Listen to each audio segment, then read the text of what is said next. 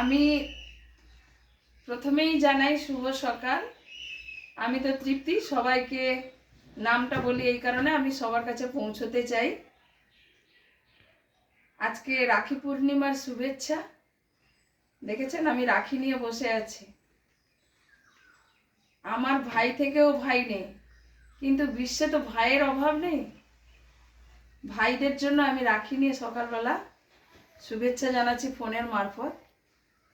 যে যেখানেই থাকুন না কেন আমার শুভেচ্ছা গ্রহণ করবেন। আর একটা কথা বলি, আমার ভাই থেকেও ভাই নেই কেন জানেন?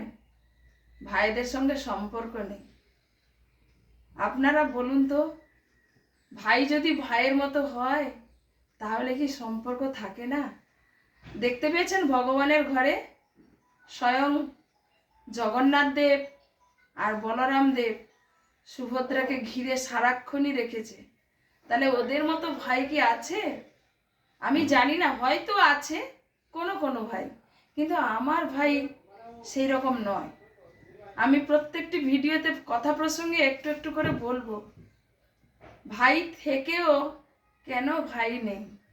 সবাই চায় আমি বড় হতে চাই, সবার আগে যেন আমি বড় হতে চাই।